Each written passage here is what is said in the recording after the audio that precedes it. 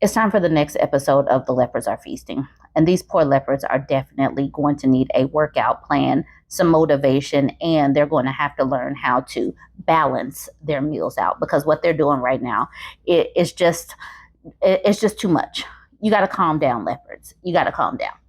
This one's kind of wild because this is leopard versus leopard, and it's pretty bad when people kind of agree with Steve Bannon.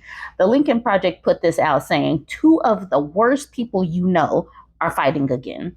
Steve Bannon on Elon Musk. Musk is a parasitic illegal immigrant. He wants to impose his freak experiments and play act as God without any respect for the country's history, values, or traditions. It is a terrible day. It's a terrible day when you agree with Steve Bannon. But I agree that Elon Musk is a parasite. He is taking money away from poor people, from children, from people who need medicine. And his companies are getting millions of dollars a day while he's stripping the benefits and the jobs of regular schmegular people, while he and other millionaires and billionaires are just raking in hand over fist money. It's a wild day when you agree with Steve Bannon. Now, I saw this one in the Leopards Ate My Face subreddit. It says, a handful of protesters were out today, some with megaphones, coming to terms with their choices. And this woman is holding a sign saying, sorry, I voted for Trump. Everything is worse. This woman is in Ohio, according to the caption that was on this post.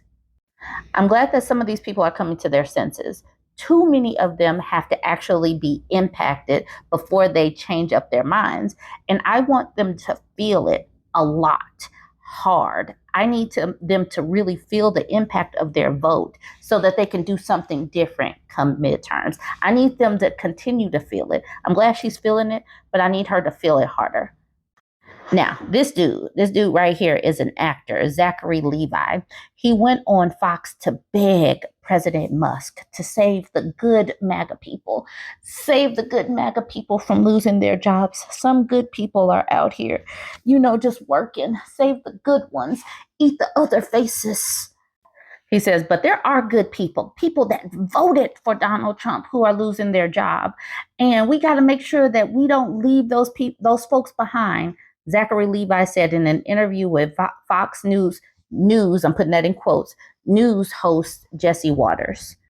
Appealing to First Buddy Elon Musk during a Fox News appearance, Shazam star Zachary Levi urged the world's richest man to save the good people who are working for the federal government, specifically the people that voted for Donald Trump who are losing their job. Forget all those other people. Those other people probably don't even work hard. Save the MAGA people. Levi, who supported Donald Trump during this past election, also told the Fox News host Jesse Waters on Tuesday night that he was so grateful that Trump defeated Kamala Harris, especially since it meant Robert F. Kennedy and Tulsi Gabbard were now in the Trump administration.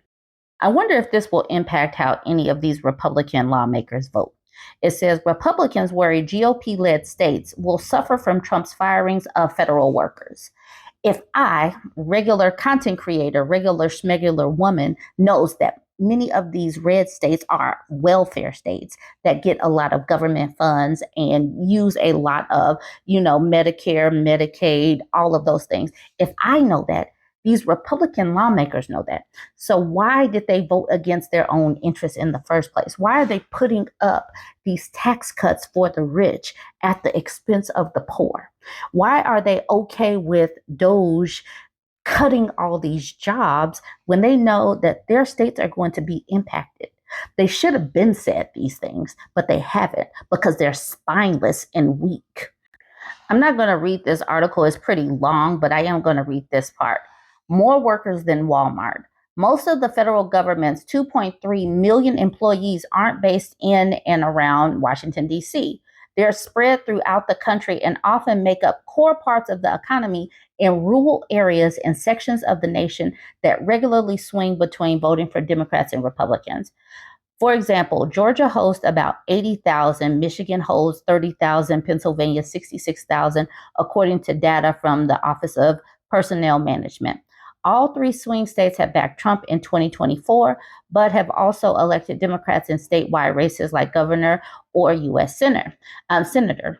The Pew Research Center writes in an explainer on the federal workforce that less than a fifth of the workers in OPM's database, close to 450,000, work in the District of Columbia or the adjoining states of Maryland and Virginia. OPM's total number of federal workers, Pew writes, doesn't include the 600,000 USPS workers or 1.3 million active duty military personnel. Even those with two workforces set aside, the 2.3 million federal employees covered by OPM's data makes the federal government the nation's single largest employer, with even more workers than Walmart, Amazon, or McDonald's. In fact, the Postal Service by itself, if it were a private business, would rank among the 10 largest private sector employers ahead of industry rivals, UPS and FedEx. I only put that out there so that people know and understand that there are a lot of federal workers, and so many are just probably sitting up there waiting to see if they get one of these emails that say that they're fired. And these people are lying about saying that they're firing terrible people. They're firing just people. It's like any, mini, miny, mo, looks like you gotta go. That's how they're choosing people. MAGA people are not being spared. So I actually got this article from the politics subreddit saying Republicans worry GOP-led states will suffer from Trump's firings. I just wanted to do some of the comments. Smithy says it's very interesting and somewhat satisfying that the people that voted for this madman will be some of the ones paying the highest price for his madness. Wigmaster says, super satisfying, I would say, probably will blame Biden for it. Smithy says, agreed.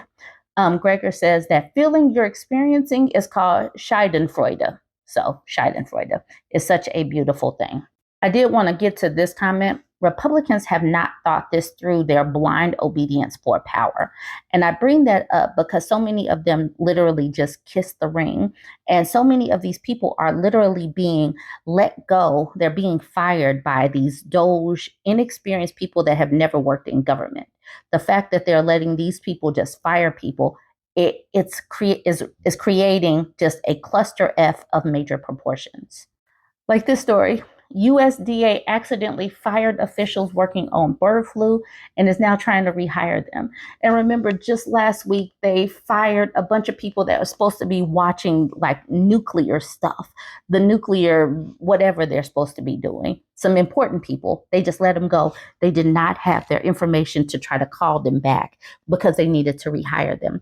We have some we have some dumb people running this administration. And it's going to be crazy, especially because we got this bird flu running rampant, that they're not going to be able to sustain this or get this under control because they got some dumb people in charge. So this article literally just hit. It says the U.S. Department of Agriculture said Tuesday that over the weekend, it accidentally fired several agency employees who are working on the federal government's response to H5N1 avian flu outbreak. The agency said is now trying to quickly reverse the firings. Although several positions supporting bird flu efforts were notified of their terminations over the weekend, we are working swiftly to rectify the situation and rescind those letters, a USDA spokesperson said in a statement.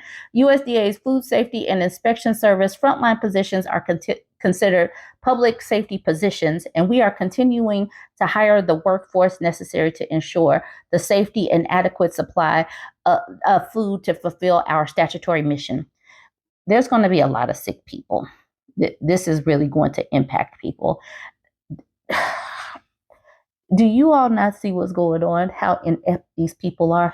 The spokesperson noted that several agency positions were already exempted from sweeping cuts Trump administration is making across the federal government, adding that the Agriculture Department continues to prioritize the response to a highly pathogenic avian influenza.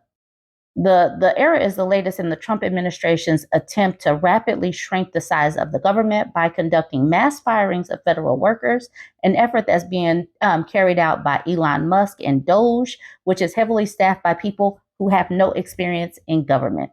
That's where we are, people. Dum-dums. Dum-dum-magrums. But some folks who aren't feeling Trump's optimism right now are American farmers, and they are stuck in the middle of all of this. Frank, who did you vote for president? Mr. Trump. Right? Trump. Mr. Trump. If the election were today, Frank, would you vote for Donald Trump? No way. Couldn't happen. No. You voted for President Trump. So now, in this moment, you say you're in a free fall. What is your message to him? So I'm off the Trump train. Where I'm going for now is I got to protect my business. Island, a wheat farmer who says he's lost $400,000 since Trump took office. I think there was a lot of people who voted for him that want to stay loyal to him, but it's going to get to the point where financially, if it's between supporting the president or losing your family farm.